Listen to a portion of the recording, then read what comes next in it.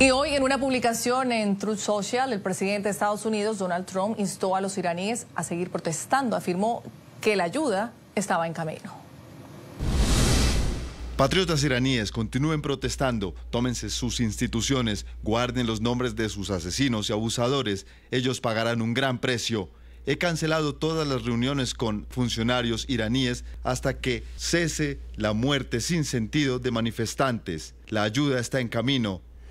Y como medida de presión adicional, Trump anunció el lunes que impondría aranceles del 25% a cualquier país que comercie con Irán debido a la brutal represión contra protestas antigubernamentales. Los principales socios comerciales de Irán son China, Turquía, Emiratos Árabes Unidos e Irak, según la base de datos económicos Trading Economics.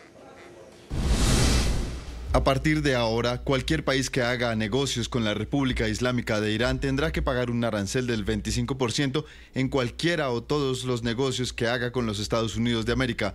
Esta orden es final. Gracias por su atención a este asunto. A propósito de este tema, saludamos en Italia a Raffaello Mauriello, historiador y analista internacional. Bienvenido a NTN 24, el canal de las Américas. Gracias por la invitación. Quisiera empezar por preguntarle qué factores estructurales explican que las protestas en Irán hayan escalado a un nivel de violencia tan alto. Veíamos en el informe que empezaron como protestas por el alto costo de vida, pero se empezaron a transformar y ya estábamos viendo que lo que dicen algunos medios internacionales es que se habla a hoy de más de 500 muertos. Sí, esta es la información que tenemos. Hay factores internos y factores externos. Factores internos, en realidad las protestas durante 9 días fueron pacíficas y no hubo ni un muerto. Las autoridades permitieron las protestas. Precisamente el 9º día, digamos, por varias razones, las protestas empezaron a volverse violentas y también la República Islámica, el sistema respondió de forma violenta. Hablamos de algo como 500 muertos y algo como 100 muertos entre los miembros de seguridad del país, lo que quiere decir que el número de muertos de parte de los protestantes va a ser mayor, en mi opinión. Los factores internos son sobre todo crisis económicas, basada en particular en las sanciones, pero también en una mala administración económica interior y sobre todo en la máxima presión, no famosa del presidente Trump, que ya empezó con el primer mandato de Trump y siguió ahora con el segundo y ahora acaba de mencionar aranceles. Factores internos también un poco la pérdida de legitimidad de la República Islámica entre largos sectores de la población por cuestiones de derechos civiles, pero también por cuestiones económicas y de la gran dificultad de muchos iraníes. Factores externos son la presión importante de Israel, porque es el principal, digamos, sostenidor de Reza Pahlavi, que desde mi perspectiva no tiene muchas posibilidades en Irán, y también la presión maximal de Estados Unidos. Entonces la República Islámica se enfrenta a una grave crisis interior por las protestas y exterior por la presión en particular de Trump, pero también de Israel. Y recuerdo que este verano hubo un enfrentamiento directo a nivel de guerra de 12 días entre Irán e Israel. Señor Mauriello, quiero que hablemos del impacto real que pueden tener las declaraciones del presidente de los Estados Unidos, Donald Trump, instando a los iraníes a seguir en las calles protestando y prometiendo ayuda. Dijo que va en camino. Le pregunto, ¿esto fortalece a la oposición o le da al régimen argumentos para endurecer lo que hemos visto, la brutal represión en las calles? Los dos, ese es el problema. En el sentido que seguramente por parte de los manifestantes ese es un apoyo, pero ya llevan muchos días tras las protestas, repito, pacíficas. Después ahora ya ha habido 4 días de bloque total de Internet y de muertos, y eso también no es fácil continuar con este tipo de protestas.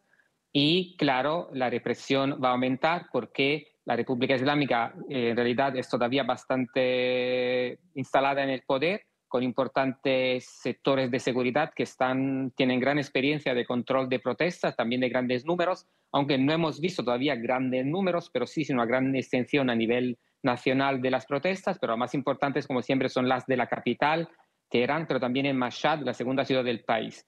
Entonces es un poco un doble juego, porque claro, esto apoya a parte de los manifestantes, le da fuerza para seguir, digamos, luchando, pero también esto le permite, digamos, a las fuerzas, a las autoridades, de utilizar más fuerza en la represión y repito que tienen estas capacidades. El problema es que Trump amenaza a la República Islámica, pero aranceles, por ejemplo, es algo a largo plazo. Y gran parte del comercio exterior de Irán, por ejemplo, con China, no se hace a través de bancos internacionales. ¿Quién va a pagar estos aranceles? ¿Para quién son? ¿Son creíbles? No lo sé. Pues justamente de eso le quería preguntar sobre este anuncio que hace el presidente Trump de aranceles del 25% a países que comercien con Irán. ¿Esa es una herramienta de presión efectiva o podría, por el contrario, terminar aislando más a la población iraní sin debilitar el poder del régimen de los ayatolás? Otra vez es un doble juego, en el sentido que seguramente las sanciones, entonces las grandes dificultades con las que se enfrenta la República Islámica, favorecen el descontento. Entonces, como hay muchas familias iraníes que se enfrentan con grandes dificultades para llegar al final del mes, evidentemente van a salir a la calle, ¿no? Si piensan que pueden conseguir algo. El problema es que estas sanciones, yo lo he visto porque frecuento el país desde más de 20 años, también, digamos, reducen la burguesía, la mediana burguesía de Irán, que es la que puede llevar un cambio democrático. Entonces, por una parte, favorecen este tipo de protestas, pero por la otra, digamos, desfavorecen un cambio democrático dentro del país.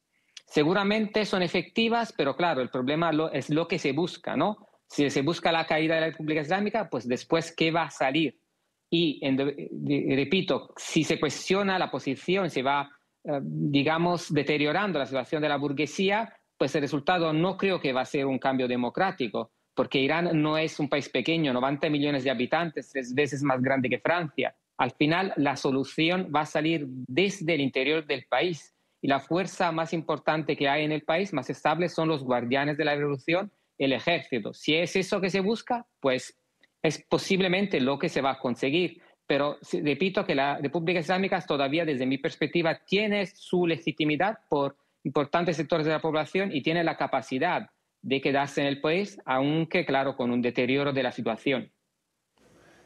Ahora, considerando que China, Turquía, Emiratos Árabes Unidos e Irak son los principales socios comerciales de Irán, ¿cree usted que estos países estarían dispuestos a sacrificar esos intereses económicos para alinearse con la presión de los Estados Unidos o todo lo contrario? En parte sí, porque evidentemente la fuerza más importante que tiene Estados Unidos, aparte de la cuestión militar, es seguramente financiera, ¿no? El hecho de que las sanciones, en realidad muchas de las sanciones que están en este momento contra Irán son unilaterales. Pero claro, las sanciones unilaterales de Estados Unidos, que es quien controla el mercado financiero a nivel global, la moneda, los bancos, digamos, se repercuten a nivel internacional. El tema es que gran parte del comercio de Irán, comercio exterior, en realidad no se hace a través de bancos. El sistema bancario iraní ya hace años que está fuera del sistema internacional. Entonces, no es algo que se vea en el mercado. ¿Cómo va Estados Unidos a justificar los aranceles? ¿En base de qué? Repito, hablamos de China, de India, de Emiratos. No es fácil. Entonces, la presión seguramente va a aumentar a nivel económico, pero eso no va a parar el comercio exterior de Irán, porque Irán exporta el petróleo a China y China lo necesita, el 90% por lo que sabemos, pero también favorece mucho las sanciones contra Irán a los Emiratos, que ganan mucho dinero de estas sanciones en realidad, porque mucha de la economía iraní en realidad se vehicula a través de los Emiratos. Hay algunos que definen Dubái como la capital financiera de Irán y muchas de las empresas son iraníes en realidad. Entonces, bueno, es una amenaza. Se puede intentar, pero yo creo que a largo plazo no lo veo muy concreto, sinceramente. Muy bien, era Rafael Maurielo, historiador y analista internacional, acompañándonos a esta hora en el informativo de NTN 24. Muchísimas gracias y seguramente más adelante nos seguiremos viendo a propósito de esto, de estas protestas que iniciaron el pasado 28 de diciembre en Irán, para ver si finalmente terminan con un cambio de régimen o es una protesta más. Muchas gracias por su tiempo. Gracias por la invitación.